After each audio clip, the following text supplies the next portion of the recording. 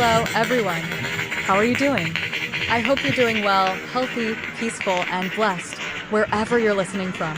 Today, we're going to have a chill conversation about something that might be a lot closer to our lives than we think.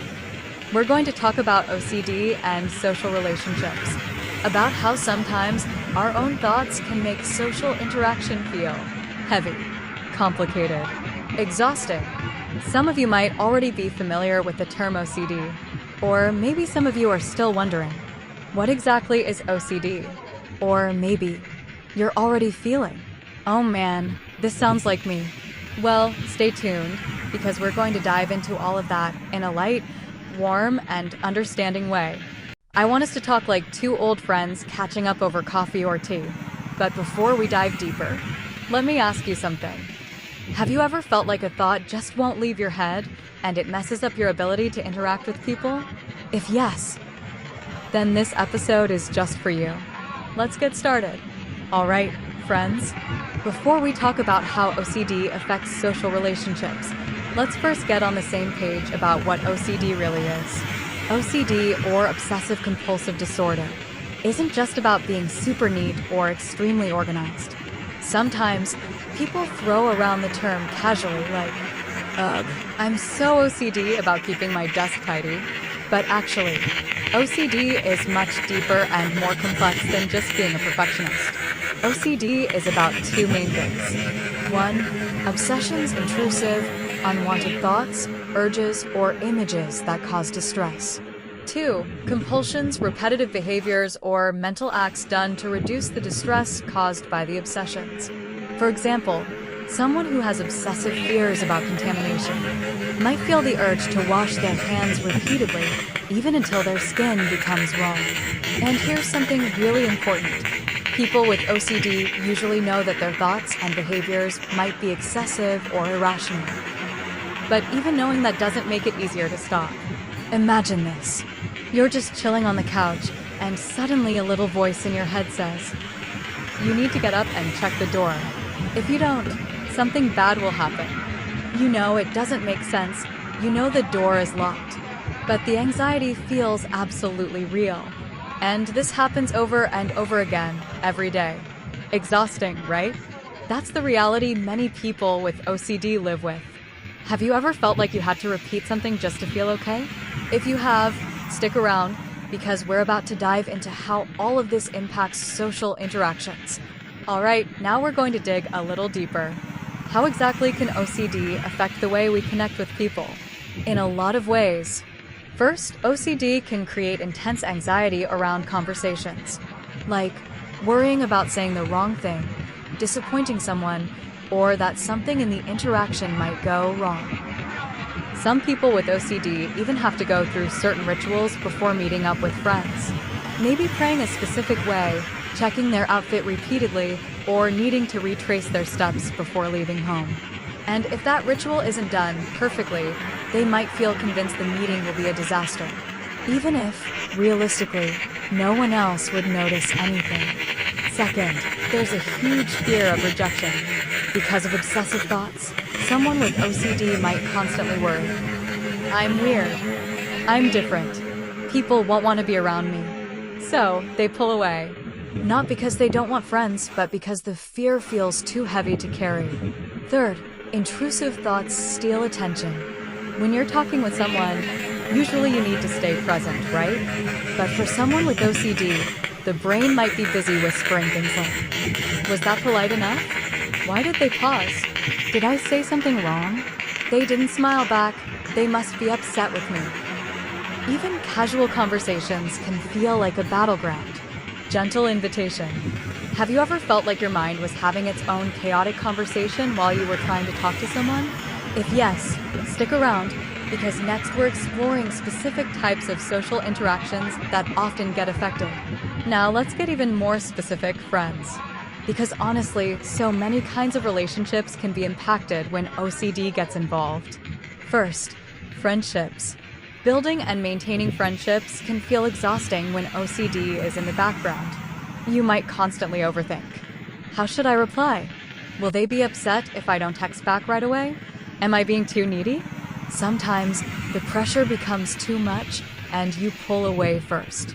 Not because you don't value the friendship, but because staying connected feels so overwhelming.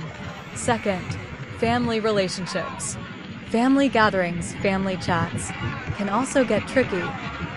Family members might not understand why you need to do certain things a particular way, like arranging your plate just right before eating, or asking the same question multiple times like, "Are you sure? Are you really sure?" And if they don't understand, it can lead to either anger, because they see it as unnecessary drama, or guilt, where you beat yourself up internally for being difficult. Neither feels good, right? Third, romantic relationships. Romantic relationships can feel even more intense. You might feel the pressure to be the perfect partner. Every little change in your partner's mood could spark obsessive worries. Did I mess up? Do they still love me? You might even develop rituals, needing constant reassurance, which can put huge strain on both partners. Fourth, the workplace.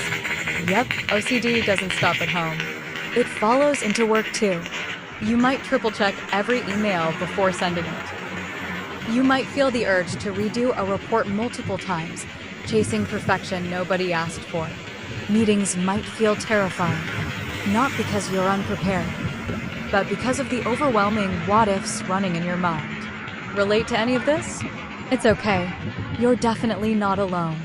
Next, let's talk about why OCD thoughts can feel so overpowering sometimes. All right, moving on, friends. Let's talk about a big question. Why do OCD thoughts feel so strong even when we know they don't make logical sense? It all comes down to how our brains work. Our brain has this tiny little part called the amygdala. Think of it like an alarm system. Its job is to alert us when there's danger. Now, in people with OCD, this alarm system is way too sensitive. It rings not just when there's real danger, but even when there's no real threat at all. Like, say you're about to leave the house, and suddenly your brain screams, "Wait, you didn't check the stove. What if the house burns down?" Even if you know you turned it off, even if you logically understand there's no danger, the panic feels so real. And when that alarm is blaring, your brain says, "Just check it again. You'll feel better." And temporarily, you do feel better. But the next time, the alarm goes off even louder. Why does logic lose to fear? Because anxiety shows up physically. Your heart races. Your hands get sweaty. Your chest feels tight. And in that moment, survival instincts kick in. Just do whatever it takes to feel safe. That's why, even if we know our thoughts are unreasonable, the emotions behind them are so overwhelming. Ever been in a situation where you told yourself, "This isn't logical," but still couldn't stop worrying? You're not broken. You're human.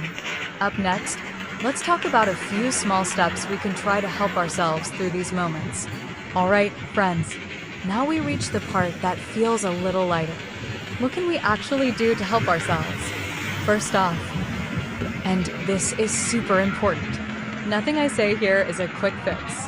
These are gentle steps, tiny shifts that, little by little, can make the journey easier. Step 1. Awareness without judgment. When obsessive thoughts show up, try telling yourself, "Okay, my mind is anxious right now. That's all this is. I don't have to act on it." Notice it, but don't attack yourself for feeling it.